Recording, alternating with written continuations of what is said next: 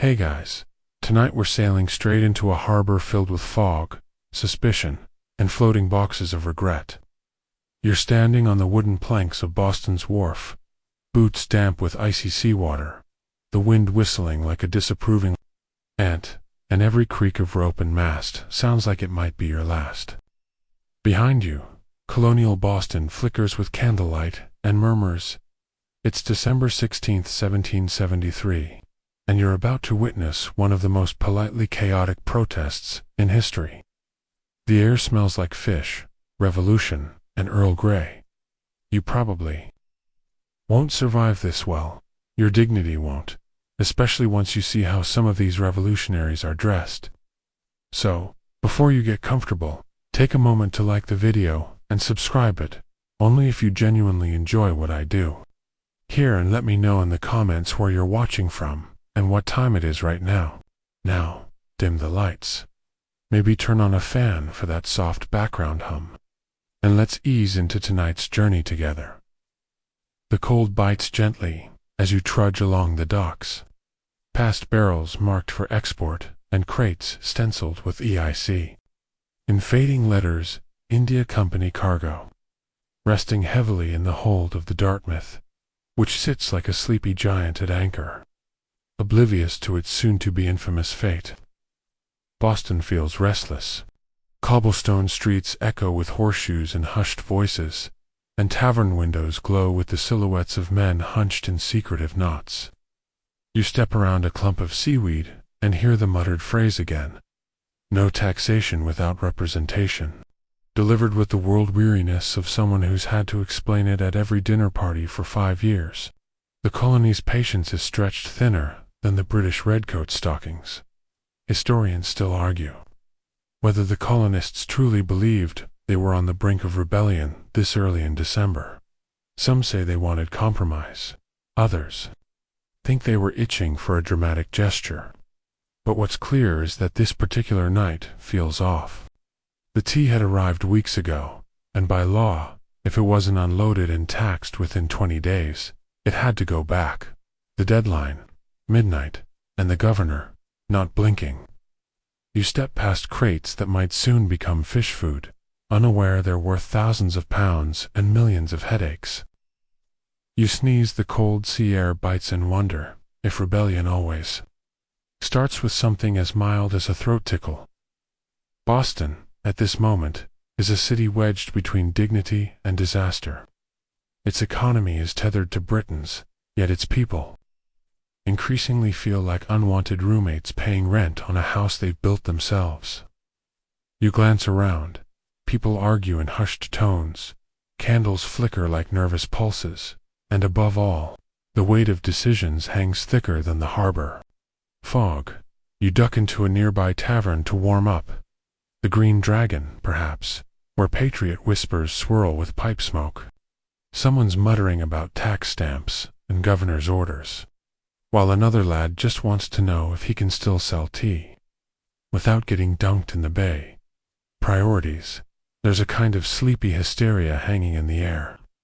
The patriots aren't furious in the cartoonish way history books sometimes suggest. No, they're anxious, strategic, and surprisingly calm. Nobody wants to light a match, but they are all quietly pouring kerosene into the room. You sip from a tankard. Someone slides your way, and it tastes like warm dishwater with a hint of wood. Delicious. A man beside you talks about the British Parliament as if it's a theater troupe, and in a way, he's not wrong. Laws are passed with dramatic flair, but the colonists, they are the unpaid extras who didn't get a copy of the script. The ship Dartmouth arrived on November 28th, carrying over 100 chests of tea. More ships like the Eleanor and the Beaver soon followed, creating a kind of floating tea warehouse that nobody wanted to unload. Boston customs officials were stuck in a legal maze. If they didn't unload it, the tea would be sent back, only with governor approval. And Governor Hutchinson, bless his bureaucratic heart, refused. He was technically correct, which is historically the best way to ensure everyone hates you. You wander out of the tavern again and stroll the edge of The harbor. Moonlight glints off the dark water, and the ships bob gently like sleepy giants. You can almost hear the crates below deck shifting, each one filled with leaves destined to either fund the British Empire or fertilize harbor oysters. Quirky fact of the night, those East India Company crates were designed to be so sturdy that even the British Navy was jealous of their waterproofing.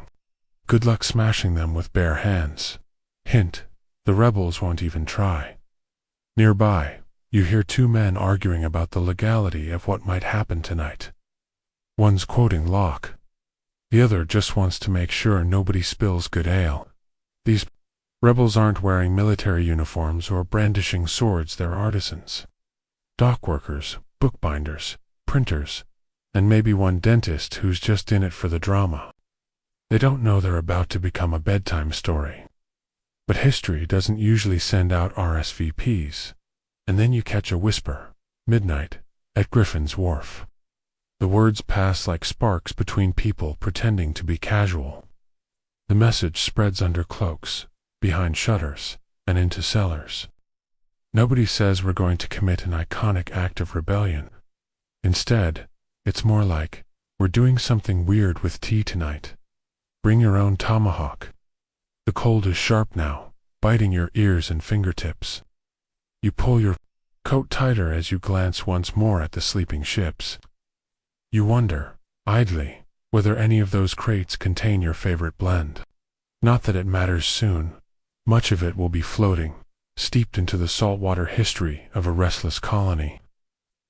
Boston, tonight, is the calm before a very polite storm.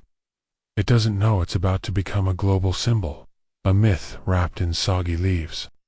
Or that people centuries later will still argue about whether it was brave, petty, brilliant, or just really, really expensive. One last cart rattles past on the cobblestones, and someone mutters, "They're actually doing it, aren't they?" You nod silently, though no one sees.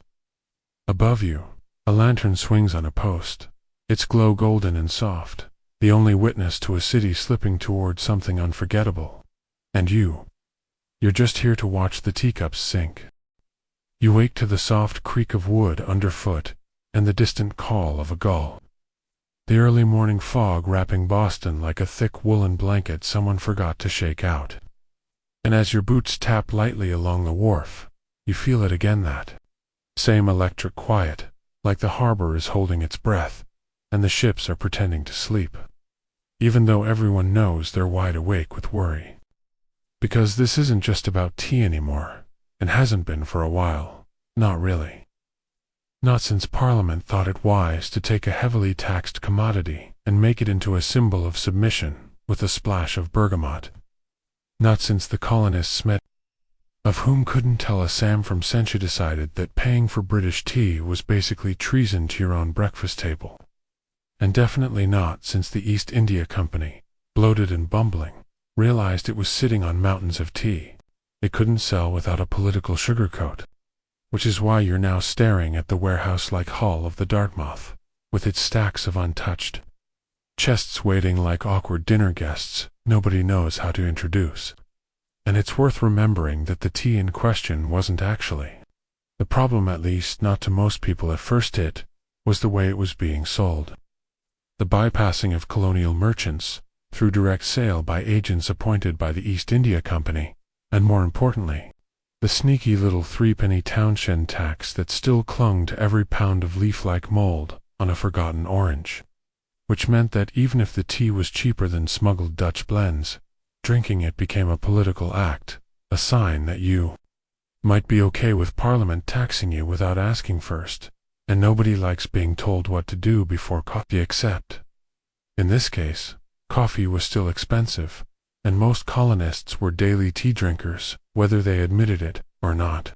So the idea of abandoning their favorite ritual over a tax felt both noble and inconvenient. And here's where the trouble really brews.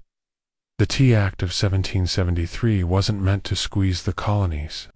It was meant to save the East India Company from collapsing.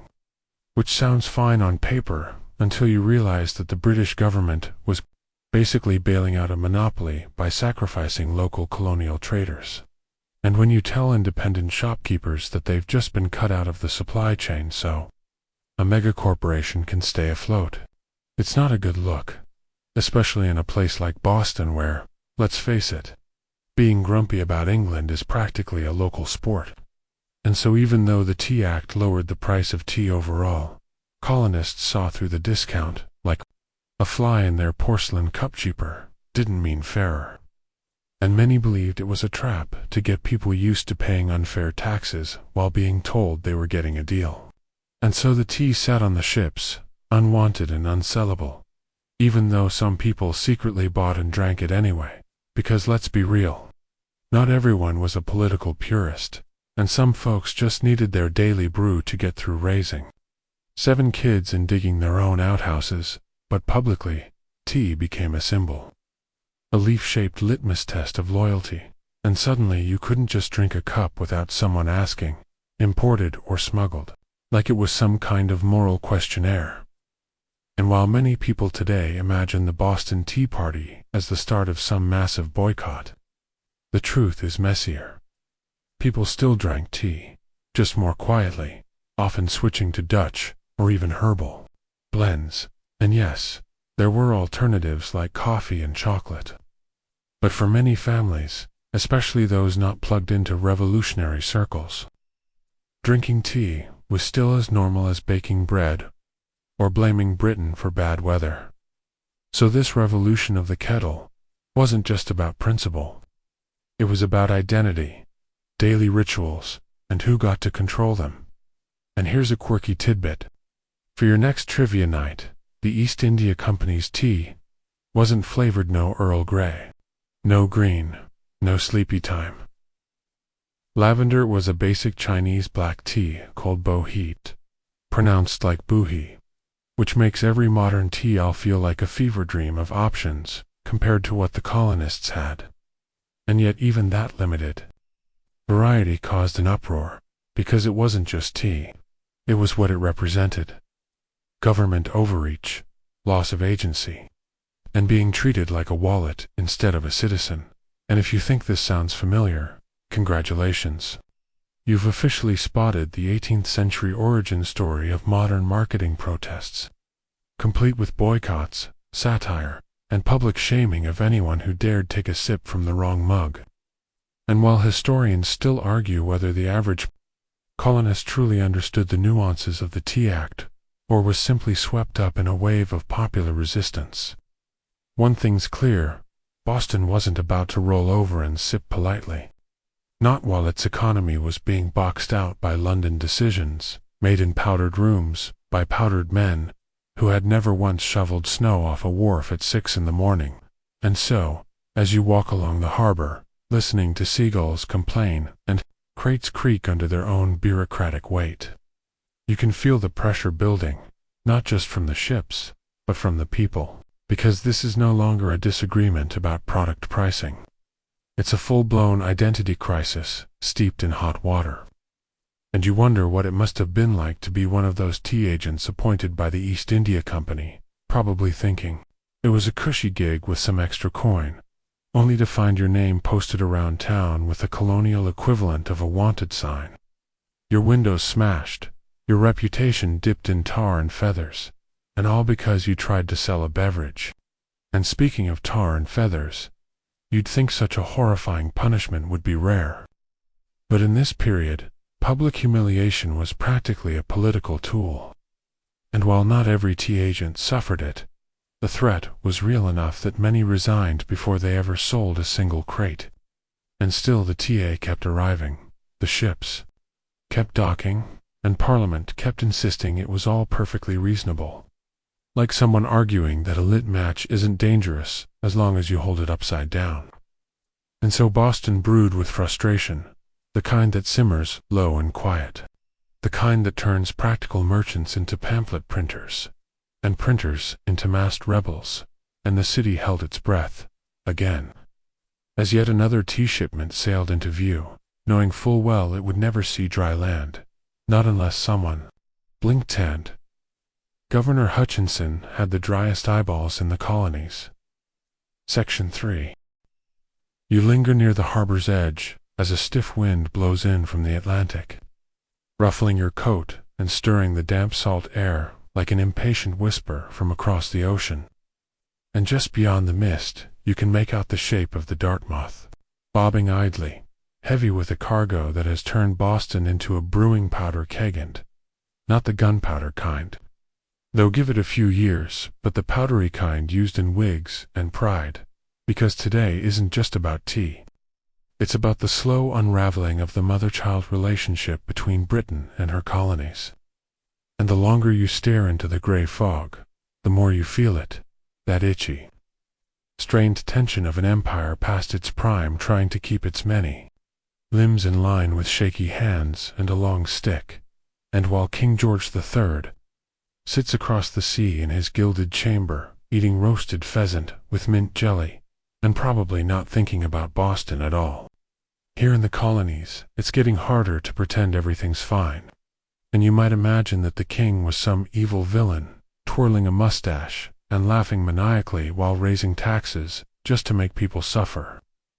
But truth be told, George was more stubborn and disconnected than sadistic, and he genuinely believed he was acting in the best interest of the empire concept, which, to be fair, included almost none of the people living in Boston and, though historians still argue whether his inflexibility was due to misguided principle or royal cluelessness, it's clear he saw colonial resistance as a direct threat to the legitimacy of his rule. Because if Boston could say no to tea taxes, what would stop New York or Charleston from saying no to soldiers, governors, or the crown itself? And so in his eyes, the moment someone threw tea into a harbor was the moment someone shoved a stick into the royal gears. And that's where the East India Company came in, not just as a tea seller, but as a symbol of imperial reach, because it wasn't just a corporation, it was a monstrous, semi-governmental juggernaut that controlled trade, land, and even armies in parts of the world. And in India, it was practically its own government. But here in the colonies, its agents were increasingly seen as tentacles of British overreach, reaching deep into local affairs, offering cheap tea as bait for broader control. And people noticed, especially those like Samuel Adams, who could smell tyranny the way a hound smells meat, and Adams, who had a gift for turning bureaucracy into theater, framed the Tea Act not as a discount but as a noose. And soon every cup of tea became a tiny battleground, every tea drinker a potential collaborator or rebel. And even the most mundane domestic rituals became politically charged. So when you're walking through Boston in December 1773 and hear a neighbor decline a cup of tea at a friend's house, it isn't just about beverage preference, it's a declaration of values. And if you think this sounds absurd, imagine a world where drinking a pumpkin spice latte could get you accused of disloyalty or bravery, depending on the political flavor of the moment. And here's where things get even messier. Because while King George tried to assert control through tax laws like the Townshend Acts, he repeatedly underestimated the colonists' appetite for independence, assuming they'd grumble and pay. And yes, some did. But Boston wasn't known for rolling over. And instead of giving up, the city built resistance networks, wrote fiery pamphlets, hosted rallies, and encouraged boycotts that spread like spilled ink, especially among the merchant class, who saw the new tea policy as a direct threat to their bottom line and their sense of autonomy. And while the Crown believed it was acting reasonably after all, the Tea Act reduced the cost of tea, didn't it? The colonists saw something else. A Trojan horse rolled into the harbor, disguised as a bargain, but full of control, monopoly, and disrespect. And if you want a quirky little nugget of irony here, consider this.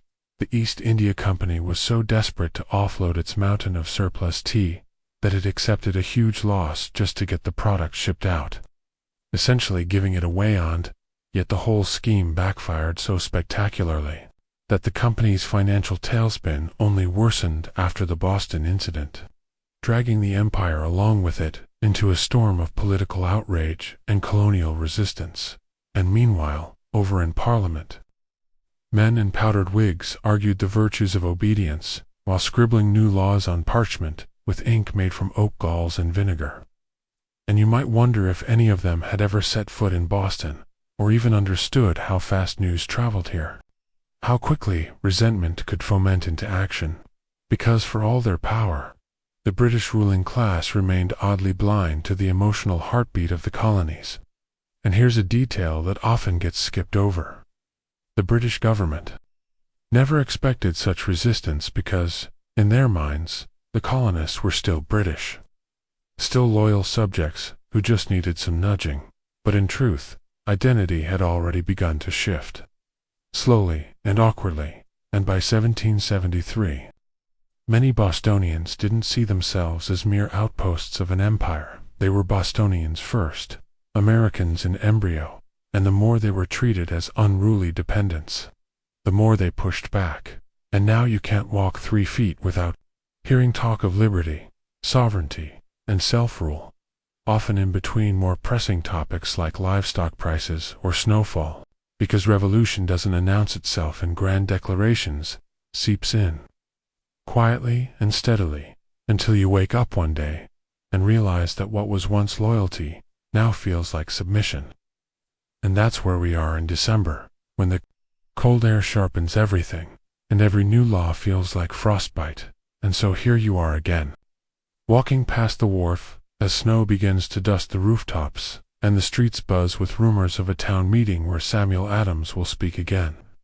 And someone mentions that he's been rehearsing his arguments like a playwright before opening night, because make no mistake, politics in Boston is also theater. And Adams knows how to craft a moment, how to stir a crowd with words like liberty and slavery and duty, drawing hard lines in what used to be a blurry conversation. And tonight's the night those lines will harden, because Parliament has made its position clear, and the governor refuses to budge, and the tea must either be paid for, returned, or destroyed, and only one of those options will make Boston sleep easier.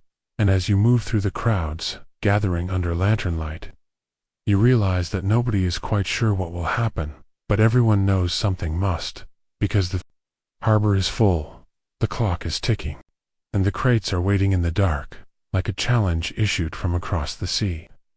And though the British might still think of the colonies as petulant children, here in Boston the mood is shifting, and people are no longer asking for respect, they're demanding it. And for all the talk of kings and taxes, this moment comes down to something simpler: pride, and the quiet fury of a people tired of being told to stay in their place while footing the bill for decisions made without their consent. And so, as you pass the custom house and hear another whispered argument about what to do next, you can feel the certainty hardening around you like ice on a railing.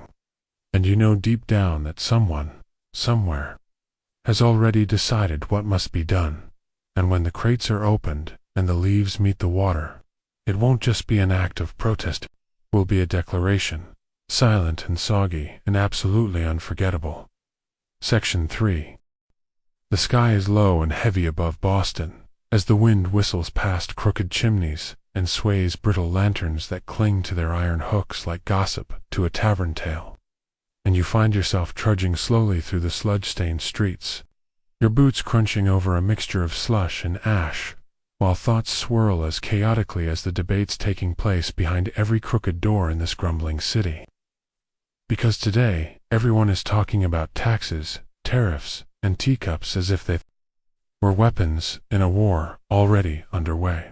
Though no formal shots have been fired, not yet tanned, as you push through a small crowd outside a tailor's shop where a red-faced merchant waves a sheet of parchment like it's cursed.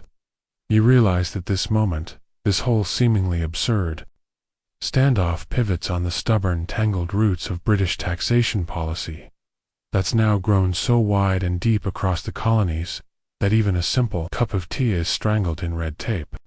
And as ridiculous as that sounds, the frustration is real and deeply earned, because what you're seeing unfold is not just about the Tea Act, but about the whole web of laws and levies stretching back years, beginning with the Sugar Act of 1764, That sticky piece of legislation which taxed molasses and rum, and kicked off the colonial migraine, that only got worse with every new tax parliament layered on top of it. And then came the Stamp Act of 1765, which taxed nearly everything made of paper, from newspapers and legal documents to playing cards and pamphlets, and, even though that law was repealed after intense backlash and not a little rioting, the damage had already been done, because Parliament had made it perfectly clear that it believed it had the right to tax the colonies in all cases whatsoever. A phrase that struck colonists like a slap with a powdered glove, and sure enough, Parliament didn't wait long to prove it again, unleashing the Townshend Acts of 1767, which taxed imported goods like glass, lead, paint, paper and, yes, tea, and, although most of those taxes were eventually repealed, the three-penny duty on tea remained, not because it was financially significant, but because it was symbolically irresistible, a way for Britain to assert authority without seeming too aggressive. Except it was exactly the kind of passive move that turned colonial tempers into kindling. And here's where things get truly tangled. Most British citizens living in England also paid taxes, and many were equally annoyed by Parliament's decisions. So from their perspective, the colonists were being whiny freeloaders, complaining about obligations that everyone else simply put up with. And yet what made the colonists so furious wasn't the amount of tax, but the principle of it being taxed by a government in which they had no elected representatives, no voice, no vote. And when Parliament passed laws that directly impacted colonial economies, the people most affected had no say in them whatsoever, and that felt less like governance and more like exploitation, the way a landlord might raise your rent while vacationing in a mansion you helped pay for. And so no taxation without representation became more than a slogan. It became a protest chant, a rallying cry, a stitched banner, and a whispered oath, and, sometimes, a brick through a window. Because colonists weren't just angry, they were insulted, and yet, despite all the righteous anger, not everyone agreed on how to respond. Because while some townspeople were ready to take up axes and feathers, others believed peaceful petitioning or economic boycotts were the better way forward. And historians still argue whether the colonial elite were truly revolutionary or just didn't like losing control over their trade networks. But one thing is certain. As you walk deeper into the heart of Boston, past the open-air markets where apples are bruised and tempers are bruised deeper, you can sense that the entire town is caught in a debate not only with Parliament, but with itself. And nowhere is this more obvious than in the customs houses. Those squat brick buildings where British appointed officials inspect cargo, calculate taxes, and quietly ignore the fact that half the incoming goods are smuggled anyway. Often with a wink and a well-placed coin, because smuggling isn't just a dirty secret in the colonies, it's practically a respected profession. And Dutch tea, untaxed and delicious, has long undercut the official market. So when the Tea Act of 1773 arrives, with its promise of cheaper British tea, many merchants smell betrayal, not bargain, because it threatens to wipe out their black market profits and hand everything over to a small group of licensed agents, chosen by the East India Company. Men who are now being rewarded with exclusive rights to sell tea at the expense of local business owners who'd spent years building their trade under risk and shadow. And so the Tea Act, while pitched as a clever solution to a corporate crisis, becomes the spark for something far greater. Not because of the tea itself, but because of the way it trampled over colonial pride and pocketbooks alike. And you can almost taste the bitterness in the air as you pass a group of women picketing with signs that read liberty and property.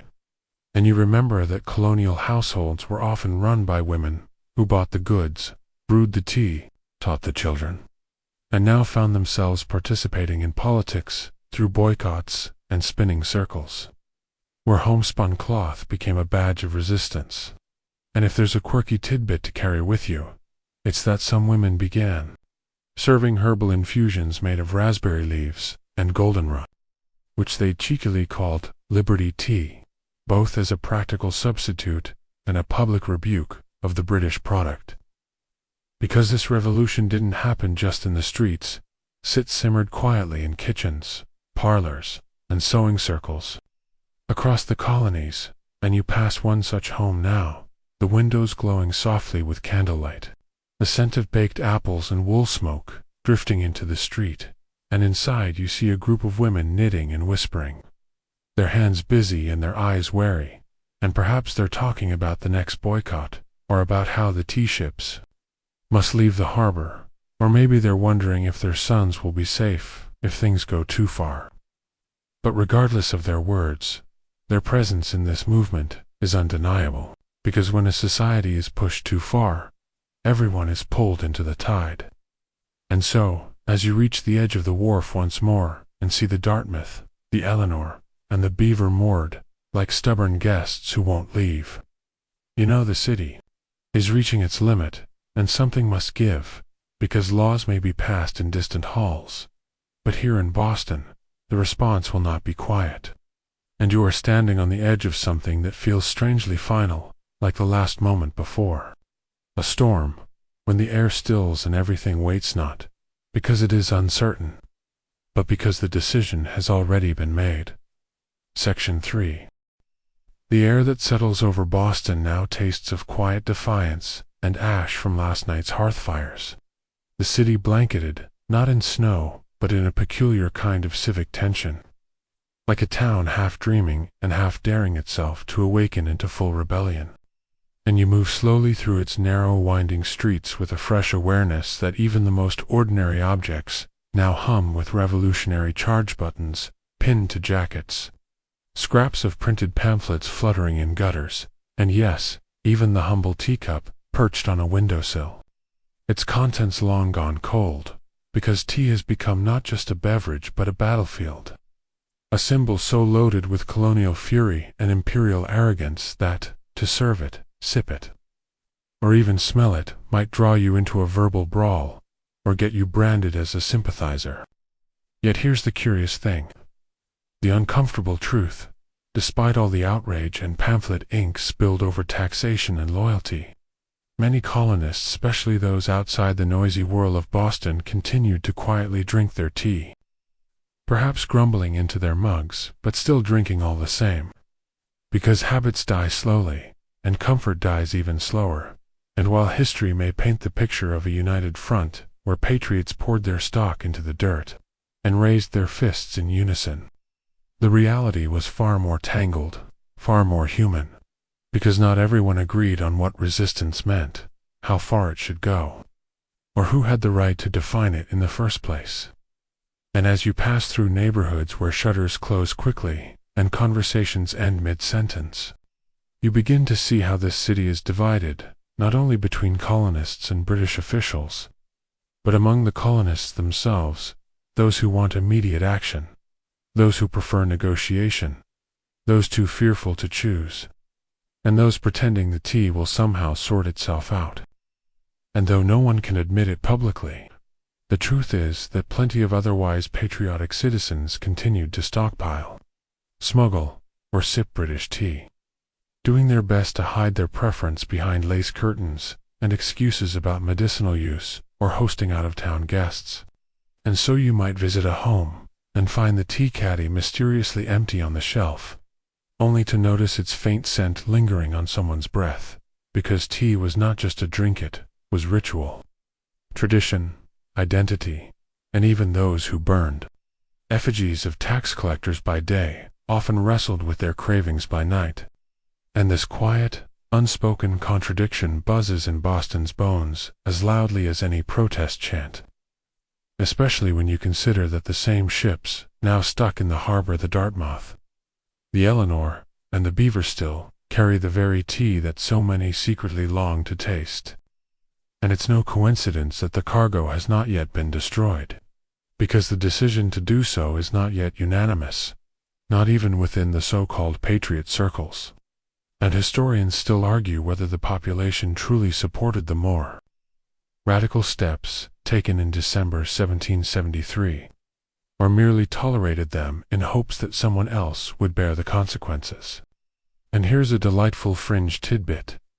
Many households kept secret stashes of British tea, hidden behind flour sacks, or sewn into the folds of their gowns, ready to brew if the heat died down, or if unexpected guests arrived who demanded civility over revolution. And among the wealthier merchants and professionals, tea drinking remained a status symbol too valuable to surrender entirely, which meant that some of the loudest public critics of British taxation might privately host tea parties in drawing rooms with the shutters drawn tight, the voices low, and the sugar imported.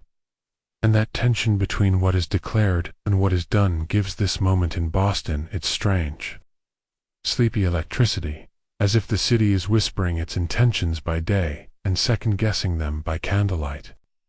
And yet the public mood keeps shifting, keeps narrowing its tolerance for ambiguity.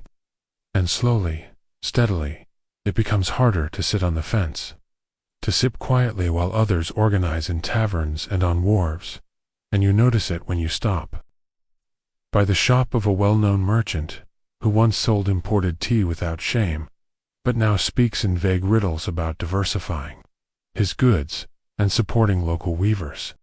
Or when you hear a housewife at the market claim loudly that she's only using Liberty tea, these days goldenrod and mint, while looking around nervously to see who's listening, because judgment now walks the streets like a second constable, and reputation is as easily bruised as apples on a winter cart. And even though the British appointed officials insist that the imported tea is perfectly legal, that it's cheaper than ever, and that Parliament has every right to regulate trade within the empire, nobody here really believes that anymore, or rather, they believe it just enough to be angry about it. And so the city exists in this strange limbo, this anxious, almost theatrical performance of solidarity, where everyone must at least pretend they've given up tea, or face suspicion, social pressure, or outright ridicule. And so people whisper their cravings, brew their herbs, and tell themselves that Liberty tastes just fine with a little honey, even if it isn't the same. And as you continue down the alley toward the harbor, you realize this charade cannot last forever, because the ships won't leave on their own, and the tea won't dissolve into the mist by magic. And someone soon will have to act, will have to decide whether this protest ends with compromise or with an irreversible gesture, the kind that cannot be swept under a rug or hidden behind a well-polished teapot. And perhaps this is why the tea, still floating in the holds of those moored vessels, feels less like cargo now and more like a ticking clock, a trap slowly closing. Not on the British, but on the people of Boston themselves, for the longer it sits there, the heavier it becomes, not just in weight, but in meaning, in implication, in the mounting pressure that builds each day. It remains, and you can feel it, in the shoulders of the harbor workers who glance sideways at every cart, in the ink-stained hands of pamphleteers running out of metaphors, in the mothers who ration their dried herbs like soldiers conserving powder, because everyone knows that if the tea is unloaded, it will be taxed, and if it is taxed, it will be paid for, and if it is paid for, it will set a precedent that Parliament's power over colonial life is not only law but fate. And nobody here is ready to swallow that, not even with milk and sugar. And so the city waits, anxious and hungry, both for justice and maybe for just one last cup. And the harbor, though quiet, is beginning to whisper, its waves lapping gently at the ships, as if urging them toward some final act that will change everything. Though no one yet knows whether it will bring unity or chaos, only that it must happen soon, for the tea cannot remain, and neither can the illusion that anyone is truly neutral anymore. By the time the pale light of morning filters through the heavy cloud cover and spills across the frosted rooftops of Boston, you're already hearing murmurs on every street corner, like the city is practicing its lines before a long-awaited performance. Because today, it isn't just gossip or grumbling that fills the air, it's the crisp sound of certainty, of resolve beginning to solidify like winter ice on the Charles River. And as you make your way past the cobbled lanes and crooked chimneys, You pass men and women nodding gravely at one another, clutching cloaks tight against the cold, and speaking in half-whispers about ships, about crates, about deadlines that are no longer future tense, but right now, today, because the final clock is ticking. And the 20-day deadline for unloading the tea has arrived. And everyone knows what that means. Either it gets sent back, taxed, or something altogether messier happens, and the governor's refusal to allow the ships to leave without paying. Duties has cornered the colony into a corner that's rapidly shrinking. And as you approach a busy alley behind a tavern, you spot a man with soot on his face and ink on his fingers hurriedly tacking a sheet of paper to a post. And you pause long enough to read its bold, smudged title, Friends, Brethren, Countrymen, that worst of plagues. The detested tea has arrived. And the rest is a mixture of warnings, calls to action, and angry poetry that reads like a drunken rooster wrote it, but still manages to stir something in your chest. And you keep walking, weaving through the growing crowd, knowing full well that Boston has never felt like this before, never so unified in its discomfort, never so divided in its unity. And soon you find yourself near Griffin's Wharf, where the ships sit still and stubborn, their masts swaying like guilty men trying not to draw attention to themselves. And although nothing's happened yet, you can feel the shift underfoot, a kind of moral tectonic plate preparing to lurch forward. And even as the British officials inside their wood-paneled offices count regulations and polish their money, the people on the streets are counting heads, crates, and possibilities. And while some still hope for a peaceful solution, perhaps the governor will blink. Perhaps the ships will quietly slip away in the night. You know better, because revolution rarely waits for permission. And the moment the tea ships crossed into Boston Harbor, they set off a slow fuse. And now that fuse is hissing like an impatient kettle ready to boil over.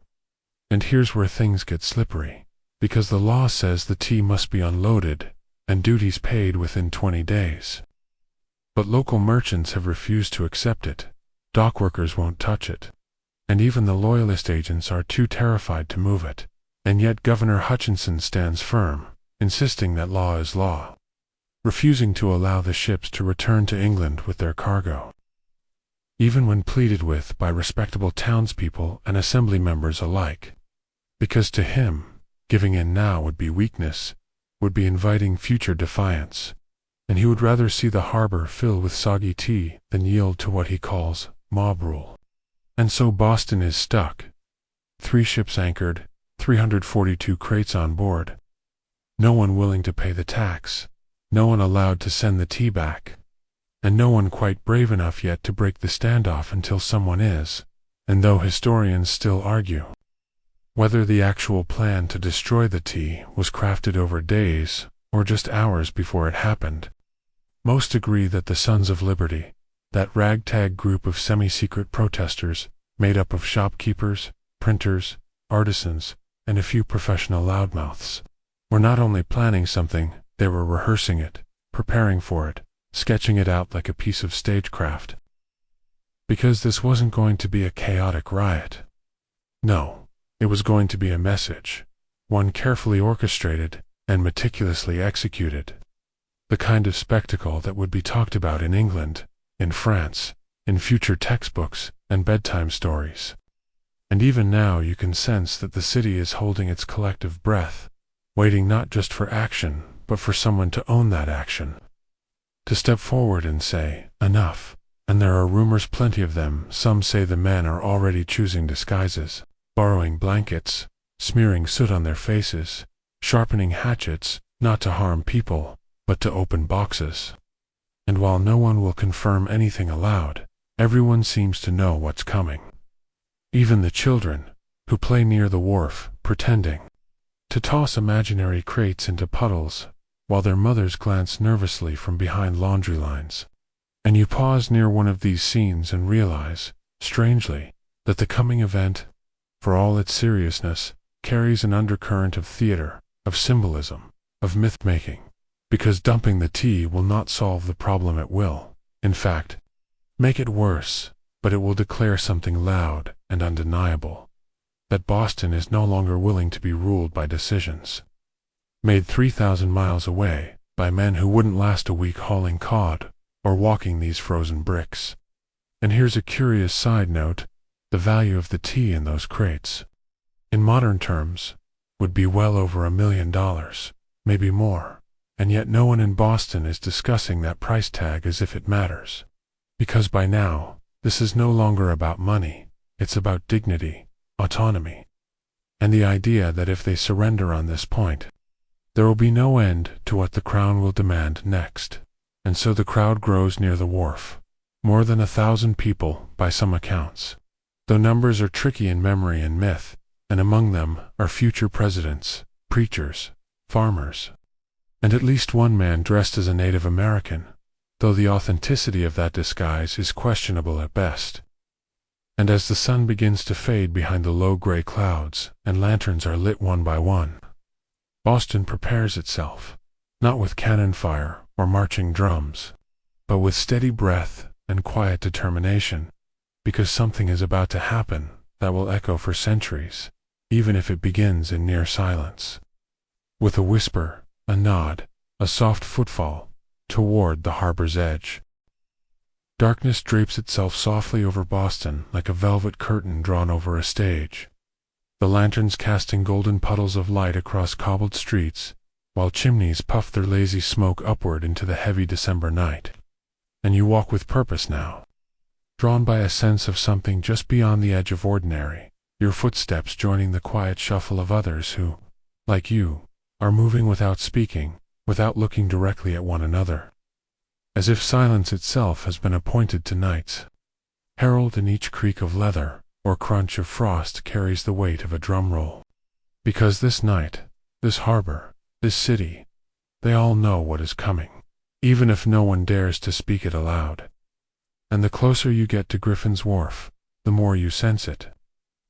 That strange convergence of the practical and the theatrical, of real anger wrapped in deliberate ritual, because the men gathering here are not wild rioters, but choreographers of a rebellion that must be legible not only to Britain, but to their own future children.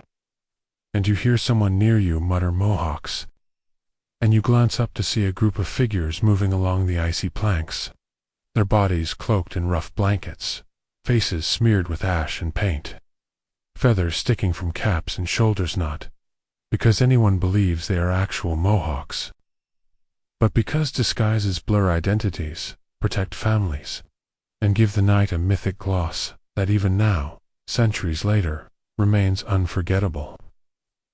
Though historians still argue whether this appropriation was meant to signal alliance with indigenous freedom, or simply to invoke a symbol of untamed defiance.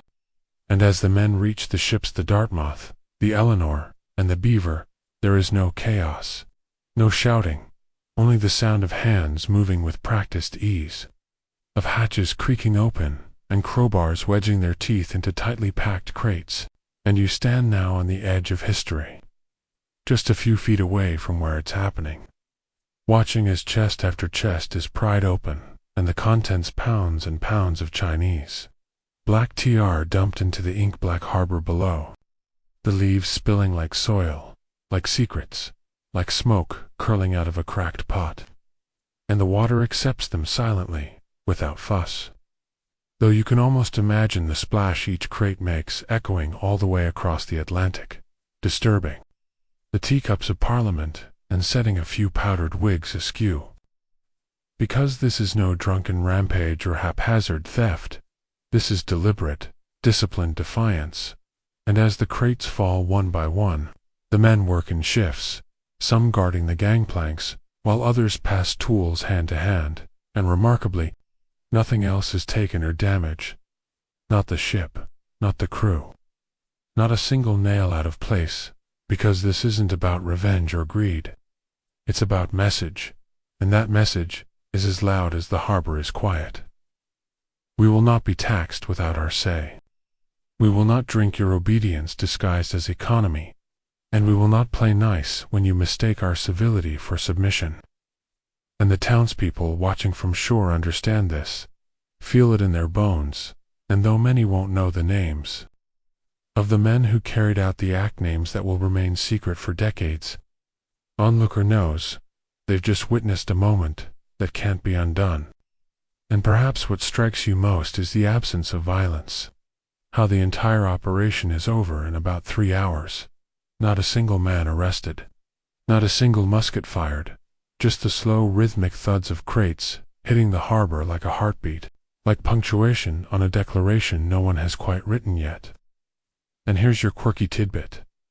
Some accounts say the next morning, colonists rowed out into the water and tried to scoop up the floating tea, but most of it had already sunk, forming a steep, sludgy layer at the bottom of the harbor, where it would remain for decades, a soggy monument to resistance. And the British, once informed of the act, were not amused. In fact, they were furious, but not merely because of the destroyed goods. It was the symbolism, the insult, the utter theatrical confidence of it that outraged them, and Governor Hutchinson, already unpopular, was forced to report the event to London, painting it as an act of vandalism by a radical few, though deep down, even he must have known that what had happened here tonight was far more than that. And as you slowly make your way back through the snow-dusted city, the tension replaced by an eerie, electric calm, you hear a child whisper to her mother, "Did they really throw it all?" And the mother nods, eyes wide, because even she isn't sure how to explain what just happened. Only that the tea is gone, and nothing will be quite the same again. And you glance once more toward the harbor, where the ships now bob a little lighter, a little emptier, but the city feels heavier somehow, as if it's finally realized what it's capable of. And while most people return home quietly, locking doors and blowing out lamps, a few linger in the taverns and the back rooms, already planning for what comes next, for they know Britain won't take this quietly. And they know this wasn't the end, but the first line of a much longer story.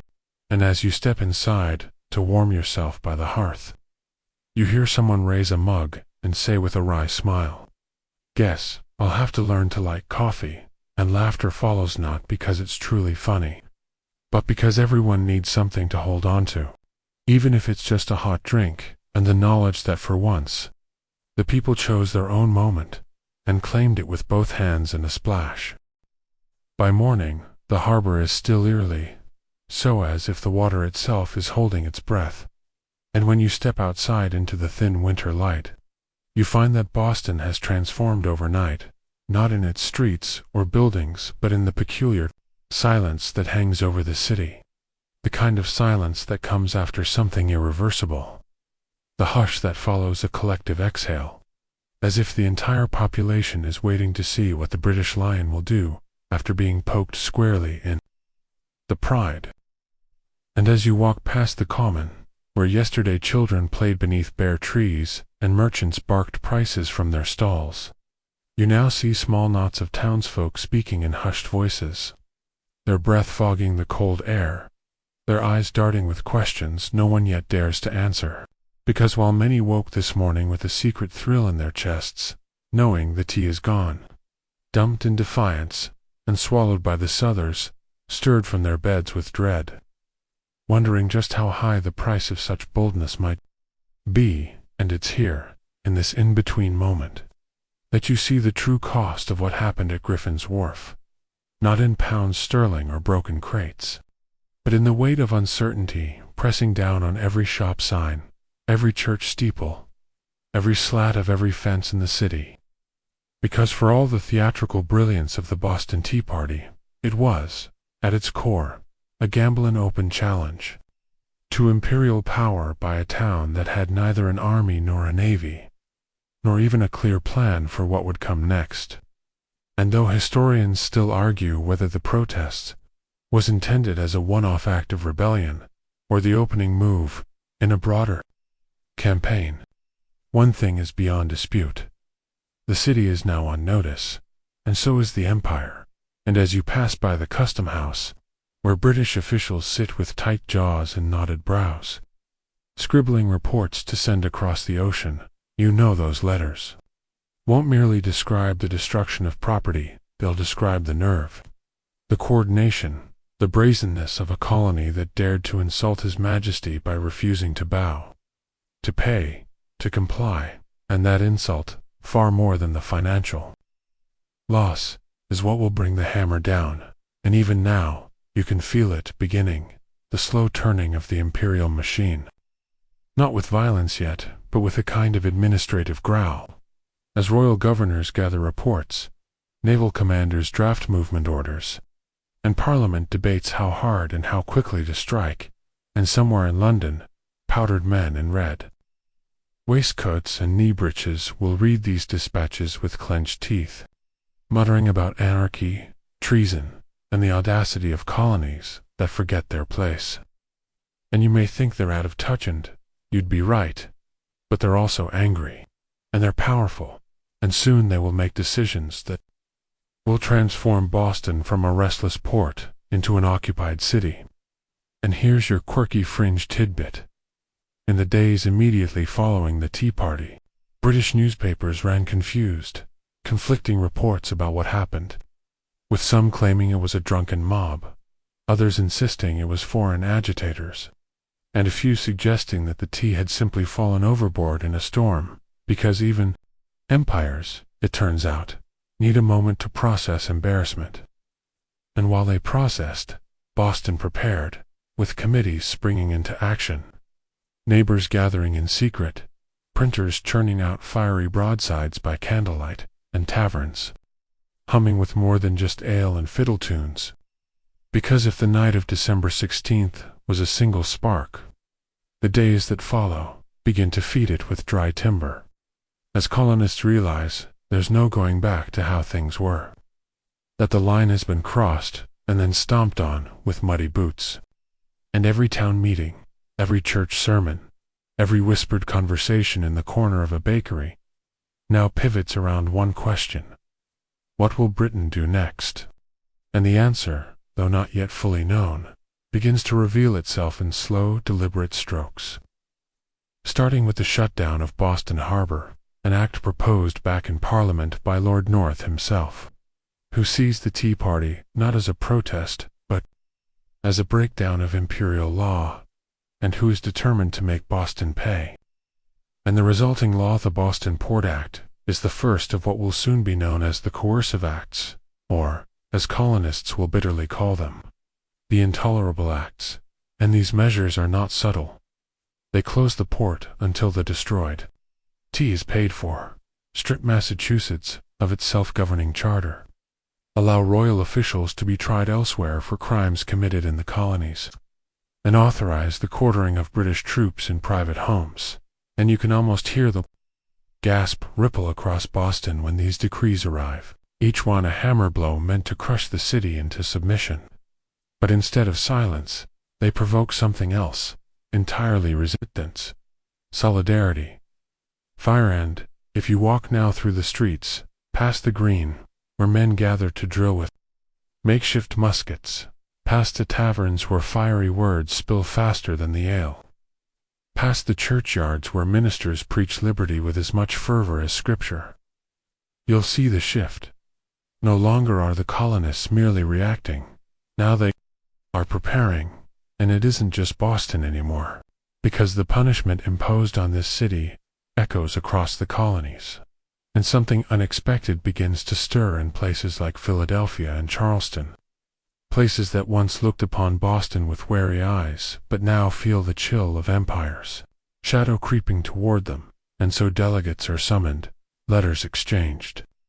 And the idea of a Continental Congress, once a fantasy, muttered by radicals, is now spoken aloud in respectable parlors, and the pieces begin to fall into place for a kind of unity that Britain never intended and never wanted.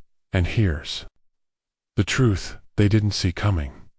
By punishing Boston, they galvanized the colonies, and the image of tea floating in the harbor would soon be stitched into flags, painted in oils, printed in books, and retold at countless tables as the night.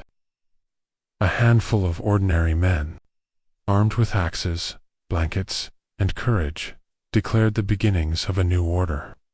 And as you pass a doorway and overhear a child asking his father if the king will send more ships, the man sighs and says, "Oh yes, but he's too late now." And you smile faintly, knowing that whatever happens next, Boston will never again be just a colonial town. It has become a symbol, a warning, a beginning. The weeks stretch forward like a drawn-out breath, and though Boston's streets remain covered in snow and slush, the mood shifts from uncertainty to an almost stubborn calm, the kind of calm that settles over a city no longer asking whether trouble is coming, but simply bracing for when it arrives, and you move through the town like a familiar ghost now. Watching as windows are shuttered tighter, supplies hoarded quietly, and local taverns buzz with new codes and hand signals because Boston is under siege, not by cannon or musket but by law, policy, and the thick, choking weight of the coercive axe, which Parliament has now sent across the Atlantic like a mailed fist, and the Boston Port Act is already in full force, sealing off the harbor as if it were a wounded limb to be amputated from the body of the empire. And though no British soldier has fired a shot, the economic strangulation is doing the king's work well enough, because without trade, the city begins to wither, slowly and publicly, like a tree stripped of sunlight, and you see it everywhere. Shopkeepers packing up their stalls, dockworkers wandering aimlessly past silent piers, housewives trading apples for candles in back alleys, while once-plump ships sit idle, their sails rolled tight, their holes as empty as the tea crates they once carried, and yet, somehow, there is no surrender in this stillness, only preparation, and what Britain thought would be a neat and tidy punishment is instead becoming a crucible. A hardening fire forging solidarity in places they never intended, because the blockade, meant to isolate Boston, has instead drawn the other colonies closer, their own fears now braided with Boston's fate. And in towns you've never walked, New Haven, Annapolis, even distant Georgia, there are meetings, donations, resolutions passed in dusty town halls, declaring Boston's cause to be the cause of all. And here's your offbeat tidbit. In the months after the Tea Party, towns, from as far as Nova Scotia to the Carolinas, sent flour, sheep, rice, and barrels of rum to keep Boston fed, as if they were laying siege to the siege itself, and you can still see the gratitude in the eyes of dockworkers who unload these quiet offerings by hand, and whisper thanks into the wood grain of every barrel, because every loaf of bread and drop of molasses is a reminder that Boston hasn't been forgotten, and this generosity, spontaneous and often uncoordinated, slowly takes the shape of something unprecedented, a network of communication, resistance, and strategy that soon demands a central forum, and from this need the First Continental Congress is born. Called together in the summer of 1774, not by kings or parliaments, but by letters, meetings, and a shared hunger for dignity. And though you won't be walking into that Congress just yet, you feel the rumble of it coming, the distant thunder of decisions that will outgrow their moment and bloom into revolution. But for now, in Boston, you live in the between time, where British redcoats march with hard heels and colonial men drill in dusty barns, where every letter passed might be a prayer or a plan, and where even schoolboys play-act battles with sticks and shouts, unknowingly rehearsing a future not yet written. And historians still argue whether the colonial population ever truly believed war was inevitable at this point, or whether they clung to the faint hope that Parliament might yet see reason, repeal the coercive acts, and restore the frayed cord between colony and crown. But as you walk past the Old South Meeting House, its doors flung open and voices inside rising like smoke, you know that something deeper has shifted, because the grievances are no longer just about taxes or tea, but about identity, rights, and the realization that colonial subjects are now thinking of themselves as something more than British. They are beginning to think of themselves as Americans, and that identity, still soft and unformed, grows sharper every time a new restriction lands. Every time a new British ship anchors just offshore.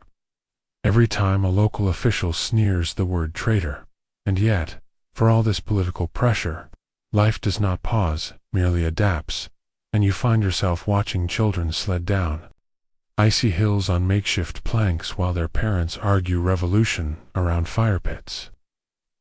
Women gather in sewing circles not just to stitch cloth but to share news and plan boycotts. And men who once cared only for shipments and shop ledgers now spend hours in back rooms reading Locke and Montesquieu by flickering lantern light, their hands trembling slightly not from fear, but from purpose. And one evening you step into a quiet parlor where a young girl serves you tea made from birch bark and dandelions, and though it tastes like boiled regret, she offers it with a smile, saying, "This is what liberty tastes like," and her father nods proudly, as if this bitter brew is a sacrament, and it occurs to you that even flavor has become political. Even taste buds have been conscripted, and that somewhere, deep beneath Boston's snow and silence, a new culture is taking root, one that no British blockade can contain, and it's here, in these small, defiant acts, in the knitting circles, and herbal brews and whispered slogans, that the revolution is already underway, even if no flag has yet been raised. And as the days shorten and winter deepens, the city begins to settle into its new rhythm. Survival with defiance, hope with hardship, pride with scarcity, and always that electric hum beneath the surface, that sense that the next act in this slow-burning rebellion is already being written in the spaces between footsteps, in the gaps between each muffled knock on a secret door. The cold grows deeper now, curling around Boston's brick chimneys and salted cobblestones like a thick wool scarf pulled too tight. But inside the houses and taverns of the city, something warmer burns, not in the hearths alone, but in the collective will of its people.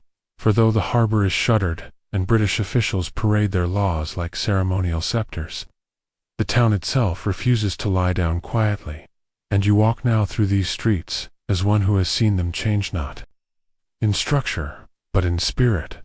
For Boston has become something more than a town under duress.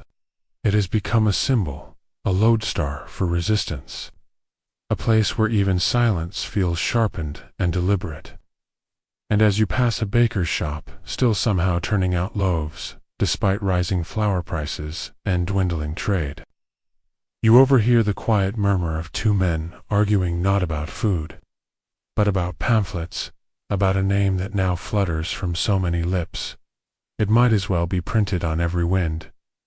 Thomas Hutchinson, the governor, who by his own stubborn logic and polished eloquence has become the most despised man in Massachusetts, and maybe even in all the colonies, and though he claims only to be upholding the law, maintaining order, defending the sacred chain between crown and subject, the people no longer hear him, they only see the glint of privilege in his powdered hair, the sneer of condescension in every proclamation, the smug assurance that their resistance is childish, misguided, temporary.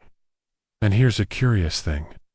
Despite his deep New England roots and once respected name, Hutchinson now finds himself isolated, even among those who once called him friend.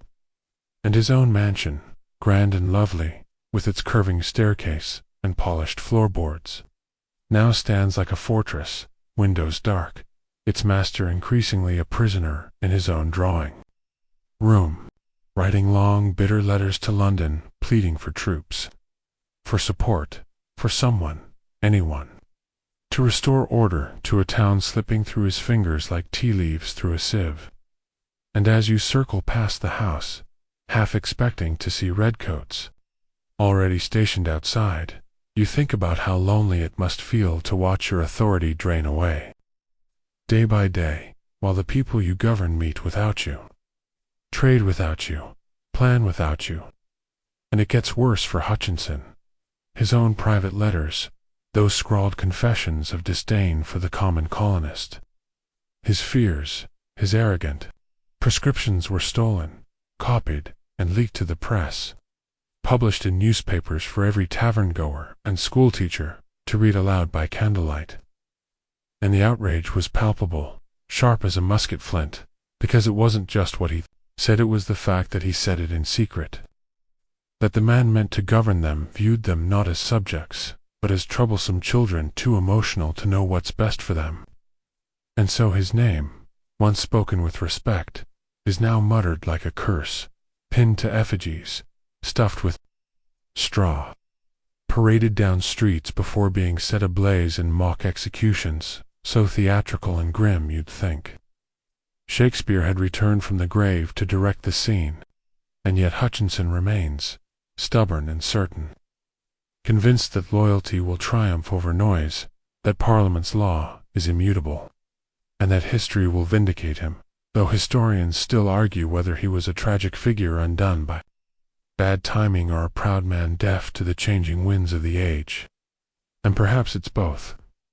For there's something sad and strange in watching a man cling to the rule-book, while the game itself is being rewritten around him, and you leave the house behind, turning toward the waterfront, where seagulls cry over the frozen bay, and the ships sit in eerie stillness, their decks dusted with snow, their sails tightly furled, like secrets not yet told. And you think of the men who once boarded those ships and tossed the tea. Men whose names are still largely hidden, whose families may not even know the full truth, because secrecy was a necessity, and anonymity the only shield against reprisal. But in taverns and parlors, theories swirl like steam off mulled cider. Who planned it? Who led it? Who stood on the prow of the Dartmouth and split the first crate with a tomahawk? Some say it was Samuel Adams, that grand instigator with eyes like flint and speeches like bonfires, while others suggest it was John Hancock, or Paul Revere, or even someone quieter, someone who never spoke publicly again but carried the echo of that splash in his dreams forever, and your fringe detail for today. One man who participated in the Tea Party later claimed he scooped a handful of the sodden leaves from the harbor and pressed them into a locket. Keeping it as a private reminder of the night, his hands helped nudge history. Though no one knows if the story is true, or just a romantic flourish penned by a later generation desperate to wrap revolution in ribbons. And as you turn onto Milk Street and past the meeting house, where the words liberty and tyranny now rattle like coins in every conversation, you realize that the city is no longer asking what happened. It's asking what comes next. And the answer, though still cloaked in fog and secrecy, is becoming clearer. The colonies are shifting. Slowly, unevenly, but undeniably, towards something they have never truly attempted before, a collective identity, not as New Englanders or Virginians or Pennsylvanians, but as something broader, braver, and more dangerous. Americans, and the idea is still new. Raw and awkward, like a young colt trying to stand, but it's here, you can feel it, blooming in protest songs and homemade flags, whispered in children's games and carved into school desks. And even those who once scoffed at rebellion are beginning to understand that the choice ahead is not between comfort and discomfort, but between submission and self-determination. And so you walk on, past shuttered shops and flickering lamplight. The snow now falling gently, as if the sky itself wishes to muffle the sound of change stirring beneath it. And in that stillness, you understand why history remembers Boston, not just for its resistance, but for its stubborn, snow-covered courage. Now the air in Boston tastes different, not bitter like the damp harbor wind, not briny like the dried salt on winter collars, but charged, like the copper edge of a storm that hasn't quite broken open yet. And as you step through the narrowing alleys and uneven streets that stitch this uneasy city together, you realize that everyone is pretending to live as they did before, but no one is fooled. Not really, because the rhythm of everyday life now dances to a different tune, one that moves with caution, with listening. with the anticipation of hoofbeats that haven't yet arrived. Because it's not just protest. Now it's surveillance, whispers, meetings at odd hours. Men leaning close to speak low, and always those British eyes watching. Blinking slowly from behind brass buttons and pressed crimson coats. Because, after all the noise, all the mockery, all the floating tea, the redcoats have returned in numbers, not just as guards or bureaucrats, but as presence, as symbol, as threat, and you begin to notice it in small ways. First, the way conversations change when a soldier walks into a tavern. The way mothers gently tug their children indoors when British boots echo near the green. The way the corners of pamphlets are torn to perfectly evidence of information destroyed in haste. And everywhere you go, people seem to be holding their breath, as if the whole town is bracing for an avalanche they caused themselves but cannot yet outrun. And it's here, in this odd winter of 1774, that Boston's identity begins to harden not through grand speeches or well-dressed congressmen, but through the quiet rituals of collective resolve. A woman baking bread for 3 families, a farmer slipping powder and shot under the hay, a schoolboy sent with a sealed note to a meeting house he's not allowed to ask about, and you begin to realize that revolution isn't just a word shouted from podiums, it's a behavior, a practice, a secret handshake exchanged between people who have decided to carry each other through whatever happens next. And here's your strange but true detail for tonight. Some colonists began sewing secret signals into their clothes stitches in odd places. Bits of colored thread, unique buttons as ways to identify themselves to others without speaking, turning even fashion into strategy. And while this might sound like the stuff of spy novels, you have to remember that no one could trust ink anymore. Not when letters might be intercepted or read aloud under oath by some loyalist cousin with a soft voice and a hard grudge. And so information moved in sideways glances, in practiced silences, in coded gestures passed like recipes from hand to hand, and all the while, Governor Hutchinson's grip slips further. His proclamations met with yawns, or worse pointed, absences and the crown. Furious at the humiliation of the Tea Party, and the refusal of the colonies to simply swallow their punishment, replaces him with someone new. Someone with a military spine and a grim mustache, General Thomas Gage, the new royal governor. And as you stand on the street one March morning, watching the first official announcement bearing Gage's seal get nailed to the courthouse wall, you feel a cold shiver run through the gathered crowd. Not fear exactly, but recognition. Because if Hutchinson was a loyalist politician trying to manage a colonial tantrum, Gage is something else entirely. A soldier sent to pacify a rebellion, and he wastes no time making his position clear, demanding order, reinstating control, summoning troops, and enforcing the Port Act with a sharp precision that sets even the calmest shopkeeper's teeth on edge. And this is the moment quiet, but unmistakable when Boston stops seeing itself as a city in dispute, and begins to understand itself as an occupied zone. And while some locals still hope Gage might act with moderation, others recognize the glint in his eye. He's not here to talk, he's here to restore control. And if that means trampling a few colonial liberties into the mud beneath his cavalry boots, so be it. And yet Boston doesn't flinch, not really, because the harder the grip, the more space there is to slip between the fingers. And that's exactly what begins to happen as the city adapts yet again, becoming a place of 2 realities, one visible, one hidden, one marked by red uniforms and brass bands on the common, and the other humming beneath floorboards and barn rafters, where patriots meet, debate, store arms, plan drills, and print more handbills than Gage could ever hope to confiscate. And you notice it especially in the young men now gathering, not just in taverns, but in open fields, training with wooden muskets and borrowed powder, calling themselves Minutemen ready, they say, to fight with a minute's notice. And while it still feels abstract, still feels like rehearsal, You can't ignore the tension that pulses through each gathering, the questions behind each smile. How long until it begins? Who will fire first? Will I be there when it does? And you hear it in conversations that start with crops or trade, but inevitably slide into strategy, into fear, into what they'll do if Gage orders arrests, or seizes more powder, or worse. And here's the scholarly debate historians still circle around. Was this moment, this post-Tea Party, pre-battle winter of quiet escalation, the true beginning of the war? Or was it merely a prelude, a necessary simmer before the boil?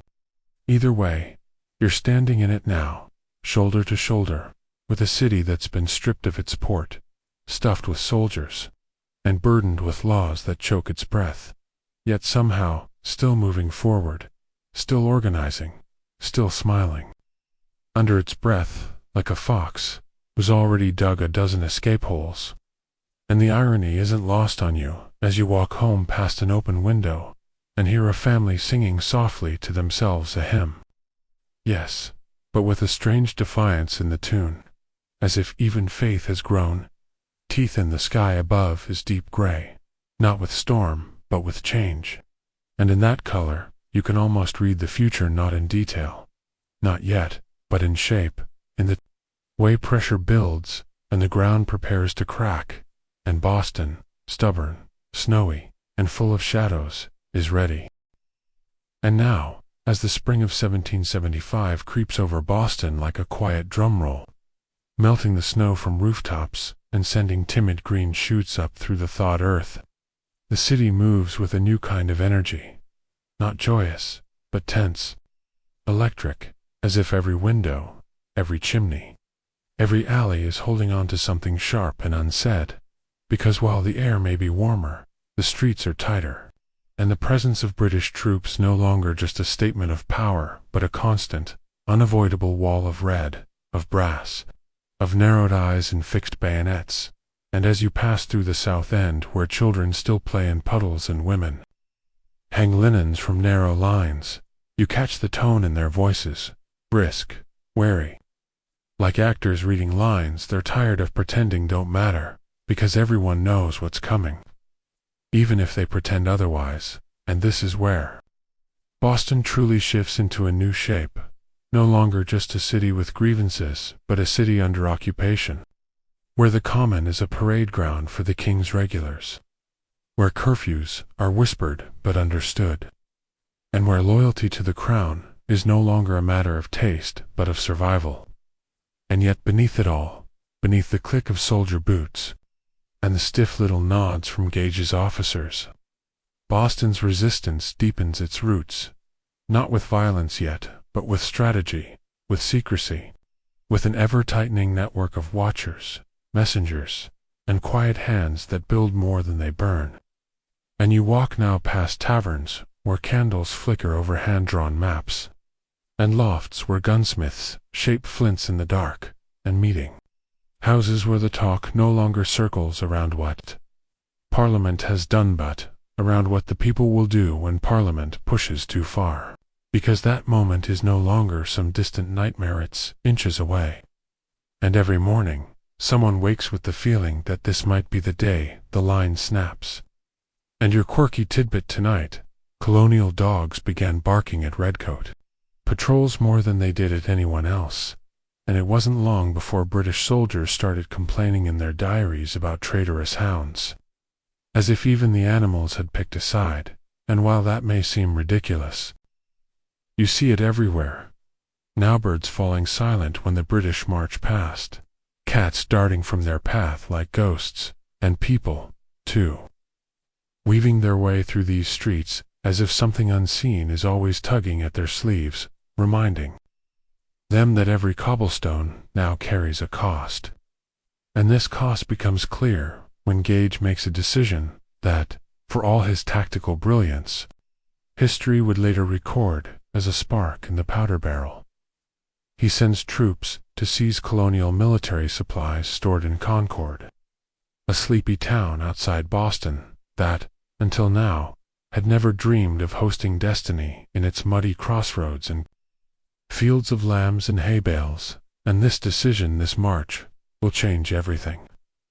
And though Gage thinks it'll be a simple maneuver, quiet and surgical, the colonists are already watching, already prepared, because by now the resistance has grown its own eyes and ears, its own messengers.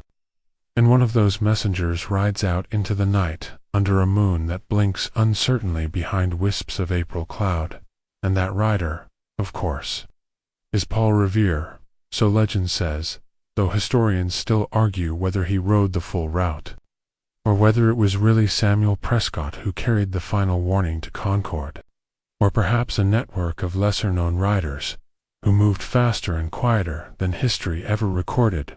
But no matter the details, the message flies. The British are coming, though the phrase itself is likely a later invention, because at the time, everyone was still technically British, which made shouting it rather confusing.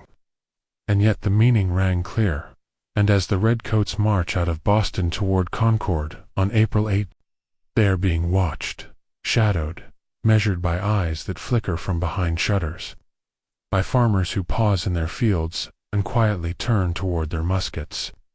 And back in Boston, you feel the vacuum they leave behind, not a relief but a tightening, because the city knows that something irreversible has begun, and all those months of slow simmer and sleepless tension are about to boil into something harder, louder, sharper, and you find yourself walking faster without knowing why, as if the very air around you is tightening into a knot.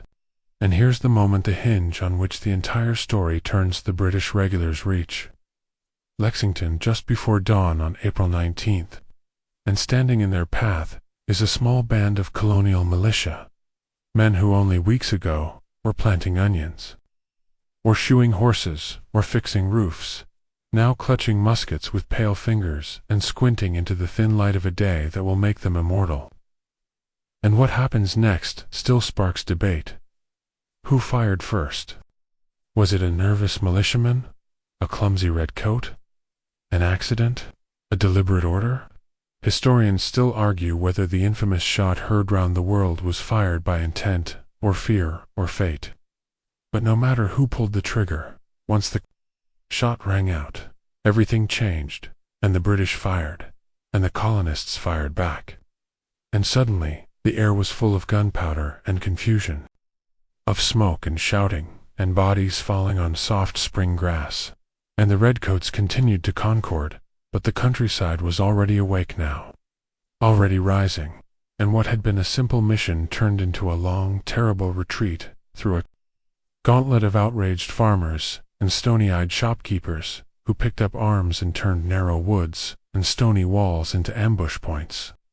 And all the while, Boston waited, breath held, knowing that nothing would ever be quite the same again.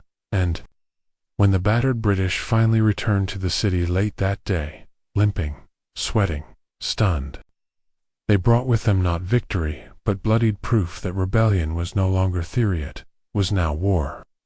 And as you stand again in the common that evening, the sun bleeding gold through smoke-dusted sky, the city around you, still eerily still, but humming with the memory of distant shots, you realize you have passed from one world into another. And though no declaration has yet been signed, no independence yet claimed, the colonies are now something else, not subjects, not mere complainants, but a people willing to die standing up, rather than live bowing down. And Boston, your poor, battered city, ringed with redcoats and filled with defiant whispers, has now become the cradle of an entirely new world. And so the guns of Lexington and Concord echoed backward into Boston like a voice bouncing down a long, empty hall, repeating, amplifying, changing everything with each retelling. And though the battles were brief, flashes in the pan compared to the thunderstorm still to come, their effects are immediate, total, undeniable. Because now Boston finds itself at the heart of something no longer whispered about behind tankards or scribbled into pamphlets by candlelight, but fully real, fully visible, fully terrifying. War, and you walk now through streets that still bear the same names. still curve around the same brick churches and muddy lanes. But nothing about them feels the same. Because where once you might have seen merchants chatting or children racing hoops past market stalls, now you see sandbags, blocked alleys, suspicious glances exchanged across thresholds, and a strange, sour silence that has replaced the usual morning bustle. And that's because the city is surrounded, not just symbolically, but physically, hemmed in by thousands of colonial militia who, upon hearing the news of April 19th, grabbed their rifles and pitchforks and came running from every corner of Massachusetts, New Hampshire, and Rhode Island, setting up makeshift camps and cannon batteries on the high hills, ringing Boston like watchful gods. And what they've created isn't a siege in the traditional sense, but it's close enough the roads in and out of the city are controlled, the supplies choked, and the redcoats trapped inside find themselves in the peculiar position of being the occupiers who are now, in a way, occupied themselves, and you can feel the claustrophobia growing each day. See it in the stiffness of British shoulders, in the flash of irritation in their eyes, in the way officers now travel in larger groups, muskets always at the ready, and inside the city. Loyalty becomes more than a matter of opinion, it becomes a survival strategy. And anyone suspected of sympathizing with the rebels finds themselves under scrutiny. And the loyalists, those still convinced the crown will restore order, begin to cluster together, whisper among themselves, eye the harbor with longing for ships that might one day carry them out of this pressure cooker of suspicion and scarcity. And yet even they, deep down, must feel the momentum shifting, because while the British hold Boston with their uniforms and cannons, the countryside holds it in spirit, and that spirit is swelling, multiplying, readying itself. And here's your offbeat fact for tonight, not long after the siege begins. Boston residents start hanging out blankets and laundry in coded ways folded a certain direction, pinned a certain way to signal when it's safe to meet. When redcoat patrols have passed, or when someone's slipped word from outside the lines, because in a city this tense, every piece of linen becomes a language, and every back porch becomes a place of silent messages.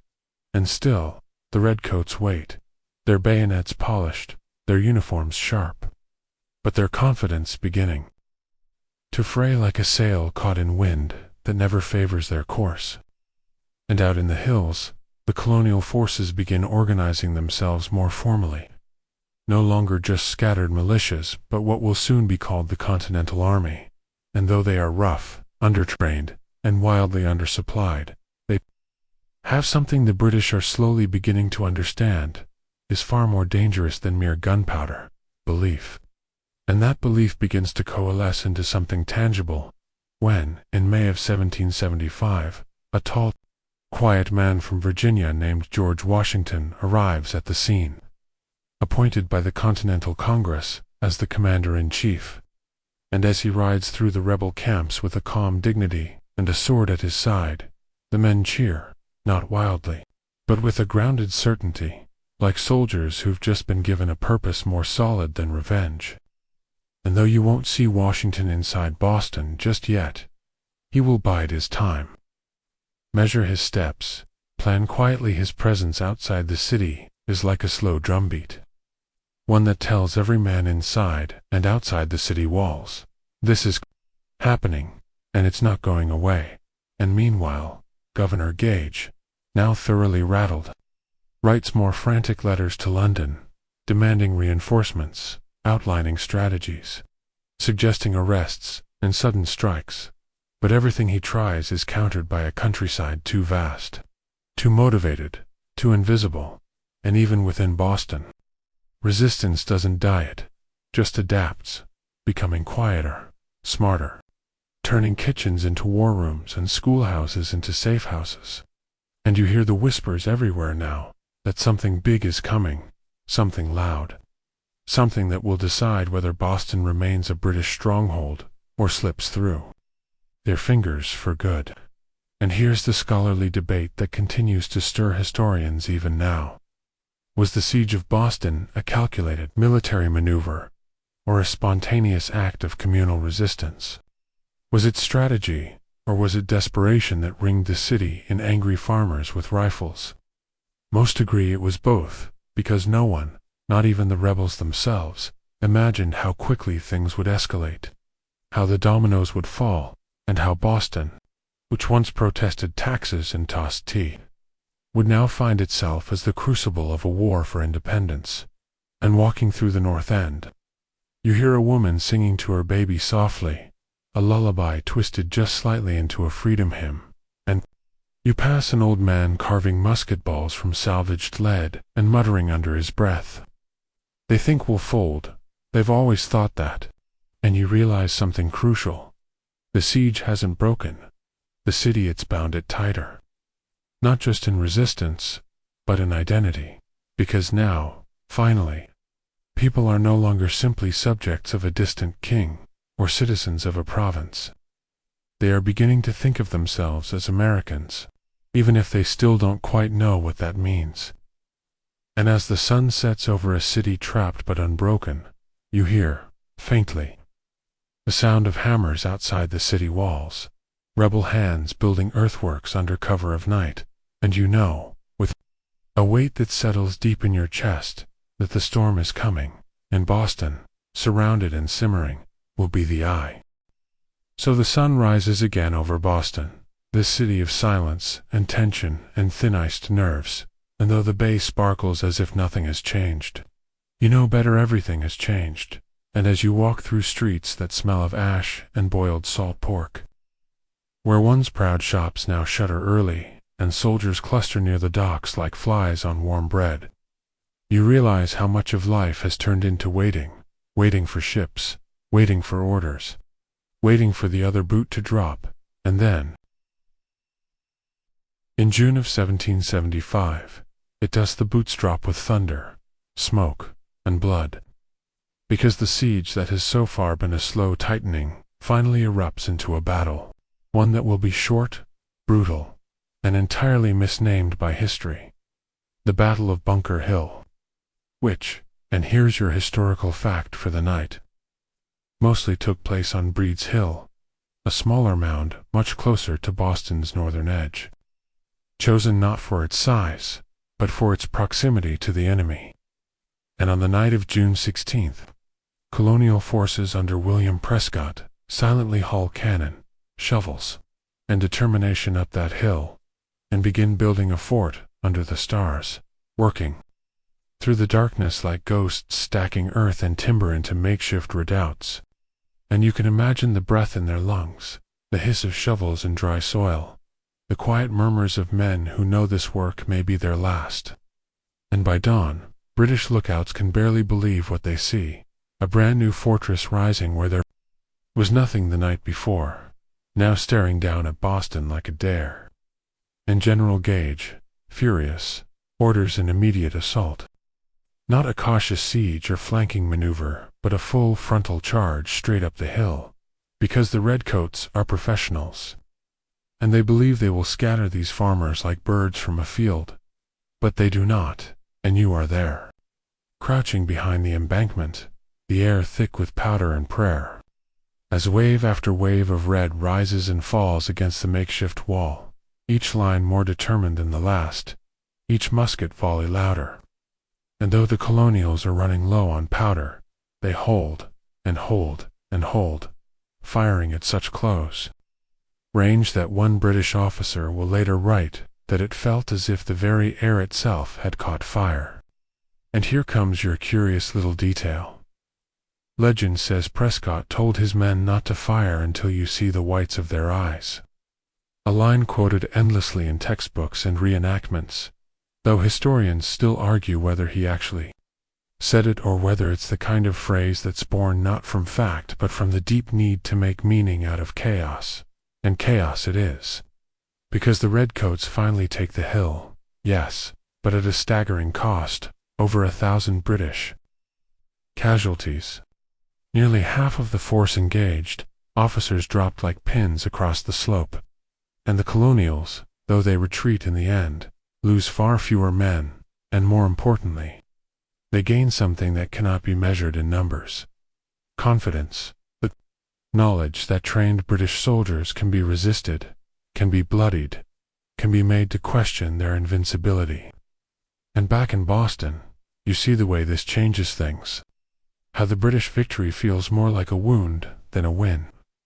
How Gage, who had hoped to crush the rebellion with this single blow, now finds himself under new scrutiny from London, his letters heavier with desperation, his posture stiffer as the king demands answers, and the colonists, even in retreat, feel emboldened. Their resolve no longer theoretical, but tested in blood, and the siege tightens. Because if Boston was surrounded before, now it's suffocating. And the British troops begin to realize that they are not merely in enemy territory, they are stranded in it, held inside by a growing army that is smarter, better armed, and better lead with each passing week. And speaking of leadership, George Washington now makes his presence fully known, arriving in Cambridge to take formal command of the Continental Army, a man whose quiet composure belies the monumental pressure upon him. And as he surveys the situation, he knows one thing for certain: Boston cannot remain in British hands. And so he begins planning not rashly, not with bravado, but with the careful, methodical patience of a man who understands that timing, terrain, and morale will be his true weapons. And meanwhile, inside the city, Loyalists clutch their titles like life buoys, redcoats dig trenches and polish their boots, and common citizens look out their windows and wonder whether they'll live to see autumn. Because the siege has begun to affect everything. Now food is scarce, firewood scarcer, and tempers fray like old rope. And still, the rebel camps grow, fed by the news from Breed's Hill and the trickle of support from other colonies, who now see that the time for negotiation has passed. And here's your fringe fact for this section: the British, in a desperate attempt to win back local hearts, start organizing small balls and concerts inside Boston, trying to bring back a sense of normalcy. A bit of aristocratic charm, but these events only make the contrast more absurd. A waltz in the shadow of musket smoke, a polished shoe in a city full of ash, and the colonists mock it relentlessly, referring to it as dancing on a powder keg, because everyone knows that Boston is a city waiting to explode again. And when it does, the next eruption may not leave anyone untouched. And yet there is calm here too, a strange, heavy calm, like the quiet that hangs in the rafters of a church after the final hymn. And as you walk past the harbor, past the still wrecks of forgotten sloops and shuttered warehouses, you hear voices not raised, not shouting, but steady, talking not about if the British will leave, but when and how, and whether they'll go peacefully or under fire. And this, more than anything, tells you where Boston now stands, not fearful, not desperate, but patient, sharpening its knife in the dark. And you, dear dreamer, walking with your thoughts adrift in smoke and grit, feel it too. The revolution is no longer a question. It is a living thing, breathing behind every shutter, every tree line, every hilltop gun, and it is hungry. By the time snow begins to fall again across Boston's rooftops, and the wind whistles through its crooked alleys like a ghost rehearsing old arguments, you are no longer watching a rebellion. You are standing inside a siege that has matured into a cold, tight chess game, a match where both sides know the stakes, know the board, and are now simply waiting for the next piece to be moved. And as you walk through this frostbitten city, hemmed in by cannons and suspicion, the weariness in the air is thicker than the wood smoke curling from narrow chimneys, because supplies are dwindling, tempers are thinning. And though Boston still pretends to function a baker here, a market stall, their wits all held together by fraying strings and wishful thinking. Because the truth is, no one feels secure anymore. Not the Loyalists, still clinging to crown and custom. Not the redcoats polishing their bayonets to the sound of distant drums. And certainly not the families locking doors at night with hands that tremble only a little, just enough to betray how brittle their calm has become. And outside the city, Washington has not wasted the autumn he's dug in. Reinforced, trained, cajoled, watched, waited. Like a general conducting not just an army, but a whole new idea of how war might work when you don't have the world's largest empire backing you. And now, in these final weeks of 1775, he's ready to make his first bold move, not with sheer numbers, but with something far riskier: leverage and elevation. Because the one weakness in the British position, the one opening, Washington has been chewing over in sleepless nights and frozen dawns, is that they control the city, yes, but they do not control the heights. And the heights, in war, are everything.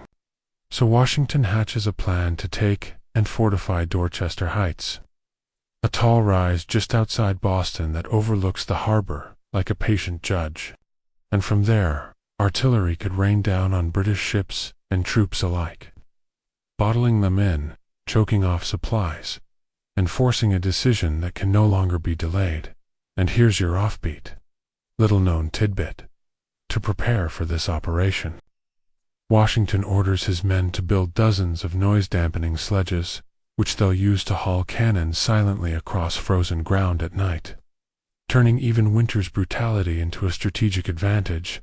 And those cannons, oh yes, those magnificent hunks of iron come not from any colonial foundry or naval prize, but from far to the west, dragged across hundreds of miles of snow-covered wilderness from Fort Ticonderoga in upstate New York, a feat masterminded by a cheerful, barrel-chested man named Henry Knox, a bookseller turned artillery expert who, with nothing but grit and oversized optimism, somehow hauls 60 tons of cannon over rivers, lakes, and mountains using sleds, oxen, and sheer force of will. And when those weapons finally arrive outside Boston, freezing and mud-caked and gleaming with purpose, Washington knows the moment has come. So on the night of March 4th, 1776, under cover of darkness and blessed by a rare, thick fog, colonial troops climb Dorchester Heights and build fortifications in a single night, digging trenches, planting cannon, and preparing for a confrontation that might turn the siege into a full-blown slaughter. And by morning, when the fog lifts just enough to give the redcoats a glimpse, they cannot believe what they're seeing: forts and artillery aimed directly down on them from high ground that had been empty just the day before. And Gage, or rather General William Howe now, who has replaced Gage after the embarrassment of Bunker Hill, is furious, caught off guard, humiliated, and faced with a terrible choice: either storm the heights, which would require charging uphill into prepared positions under cannon fire, repeat of the nightmare at Breed's Hill, but likely worse, or withdraw, abandon the city, and cede Boston entirely to the rebels. And for days Howe hesitates, brings in ships, considers a naval bombardment, prepares an attack, but then the weather shifts, a storm rolls in, and the opportunity slips through his fingers like wet powder. And with no safe option left, Howe makes his decision. He will leave. And this moment, quiet, strategic, and yet monumental, becomes the first major victory of the American Revolution. Because without firing a single shot from those newly planted cannons, Washington forces the British to evacuate. And on March 17, 1776, under gray skies and the cautious gaze of an entire city, the British fleet departs Boston Harbor, carrying with it thousands of troops and hundreds of loyalist families who have chosen the crown over the colony. Their carriages packed with china and regret, their ships heavy with belongings and the bitter taste of defeat. And Boston, your weary, wounded, never quite broken city, watches them go, not with cheers, exactly, but with the stunned silence of people who've survived something they weren't sure they could. And here's the scholarly debate that lingers. Even now, was Howe's evacuation a brilliant preservation of British forces for later campaigns, or a cowardly retreat that emboldened the revolution far too early? Historians are split, some defending his caution, others damning his failure to crush the uprising when he had the chance. But for the people of Boston, none of that matters in this moment, because the redcoats are gone, the Union Jack lowered, and for the first time in years, the city breathes freely again, though not without scars. Its streets still cracked, its shops half-stocked, its buildings charred and patched, and its people changed forever. And as you walk through the empty parade grounds, where once the British drilled under crisp drums, now scattered with leaves and broken saber hilts, you feel the quiet pride that pulses through the city like a second heartbeat.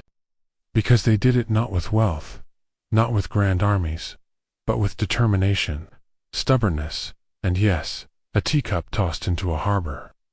Because though it began with taxes and turned into tariffs and laws and letters and battalions, this story always comes back to that moment when a few dozen men boarded ships in disguise and made a simple but irreversible decision to toss the king's favorite drink into the sea.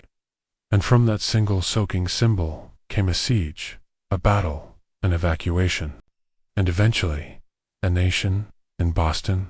This strange and stony harbor town with its tangled lanes and stubborn mouth became the fuse that lit the whole thing, not because it planned to, but because it refused to stop being itself.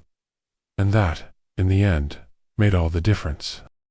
And now that the red sails have vanished over the gray rim of the Atlantic, and the salty winds off Boston Harbor carry no more the rhythm of marching boots or shouted British orders, you find the city strangely quiet, like the moment after a thunderclap when birds dare not sing and every branch seems to hold its breath. Because while the enemy is gone and the siege is lifted, what's left behind is not triumph alone, but a heavy, echoing stillness filled with uncertainty. And as you walk the cobblestone streets, still cracked from cannon wheels and scorched by winter fires, you notice that victory does not arrive with fanfare or parades. It arrives with hollowed-out homes, looted shops, and the weary shuffle of survivors trying to make sense of what comes next. Because, for all its defiance and endurance, Boston has paid a price. And now that the British have sailed off with their powdered wigs and wounded pride, the question that curls like steam over every hearth and under every conversation is not what happened, but what now. And everywhere you look, the city is learning how to begin again, tentatively, with caution and reverence, as if waking a fragile old friend from a deep, dangerous sleep.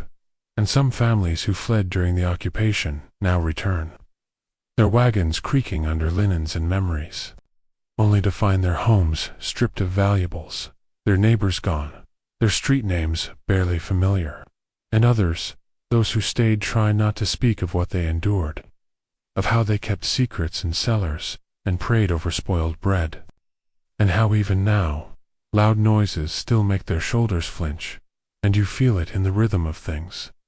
The way shops open late, the way churches fill, but laughter rarely rises above a whisper, the way even the children seem older than they ought to.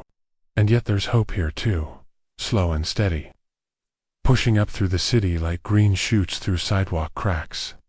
Because Boston is not broken, merely bent, and its people, having stared down the largest empire on earth, are discovering they can do more than survive. They can rebuild. And here comes your quirky little nugget for tonight.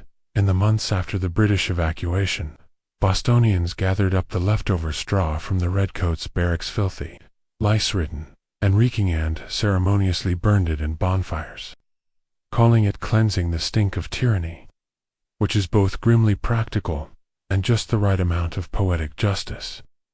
And it's during this time, as you pass newly whitewashed walls and hear hammers tapping through the mornings, that Boston begins not only to physically reconstruct itself, but also to, spiritually, reimagine its place in the larger story now, unfolding across the colonies. Because the revolution has moved on southward, westward, into New York, and beyond, but Boston, while no longer the front line, has become something else entirely. A symbol, a memory in motion, the place where rebellion stopped being a pamphlet and became a posture. And yet, in that transformation, the people here face a fresh burden, because symbols are heavy things to carry. And the city must now decide whether to rest on its laurels, or rise into a new role as mentor, inspiration, perhaps even blueprint. And this is where you feel the subtle shift in the town meetings, the church sermons, the newspaper columns. Less rage now. More reflection, more of a deliberate stepping into legacy. And here's a thread historians still pull on today. Was post-siege Boston genuinely unified in its ideals? Or was this merely the temporary glow of a shared victory? Because beneath the surface, class tensions remained. Racial inequalities persisted, and women, many of whom had held families and neighborhoods together during the siege, were still largely denied a voice in the civic rebirth. And yet, despite all these cracks, the sense of having collectively endured something impossible cannot be erased. And in that shared survival, something rare takes root. A kind of civic humility, paired with revolutionary pride. And so now, with the British gone, and the city's breath no longer caught in its throat, you find yourself walking past the old South Meeting House. Its timbers, still thick with the memory of voices raised in protest, and past Faneuil Hall, where and merchants alike now discuss Congress and currency, as if they'd been born doing it. And the port, that ancient lifeline of the city, groans back to life as ships once again arrive, bearing not troops, but goods, rum, molasses, nails, letters from Charleston and Philadelphia. And you see how the people of Boston begin reweaving the fabric of daily life, thread by thread, but now with the knowledge that they did not simply endure occupation, they helped ignite a fire that is spreading far beyond their own borders. And still, even in the quiet triumph of reclaimed sovereignty, shadows linger. Because the city has not forgotten the loyalists who lived among them, many of whom fled with the British or were driven out in shame. Their properties confiscated, their names scrubbed from signs, and the question lingers like a cold draft beneath every doorway: how do you rebuild a community when some of your neighbors were cheering for the other side? And that, perhaps, is the hardest task of all, not resisting an enemy, but forgiving each other. And so you see efforts, quiet ones, to mend that too, to soften grudges, to build again not just houses and wharves, but trust. And in this process Boston begins to truly change. Not just into a town recovering from siege, but into something more layered, more self-aware. A city that knows it is now larger than its borders, that its name will be spoken in places it may never see. And as the months unfold, and the revolution rolls on, Boston becomes both a participant and an emblem. And that duality shapes everything: the school books, the sermons. Even the stage plays begin to mythologize what happened here, even as the real wounds still ache. And the people, half proud and half exhausted, learn to live inside that myth, while still sweeping their porches and arguing over the price of salted cod. And here's a delightful fringe fact. For several years after the evacuation, Boston observed March 17th as Evacuation Day, a kind of proto-Independence Day that involved cannon salutes, public speeches, and more than a few barrels of hard cider being cracked open in celebration. Though some suggest the holiday was just a convenient excuse to party during an otherwise dull month. And whether out of reverence or revelry, it stuck around. And still does, in pockets of the city, even today. Though now often mistaken as a mere quirk of the calendar aligning with St. Patrick's Day. But for those who remember, that date means something deeper. It means that once this stubborn little city faced down an empire and made it blink first. And so now, as you stand atop one of Boston's many hills, gazing out over brick chimneys and ships bobbing like contented ducks in the harbor, you feel not the end of a story, but the closing of its first and most jagged chapter, and the beginning of another quieter, perhaps less bloody, but no less important, because if tea in the harbor was the match, and the siege the fire, then what comes next is the shaping of the pot, the careful molding of what this new world will be, and Boston, bruised and unbowed, stands, ready with smoke still in its hair, and flint still in its teeth.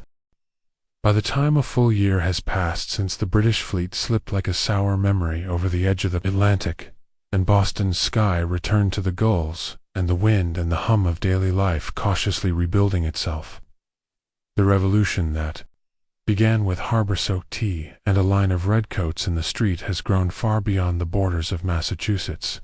And yet, curiously, Boston has not been forgotten, nor has it rested. Because while the loudest cannon blasts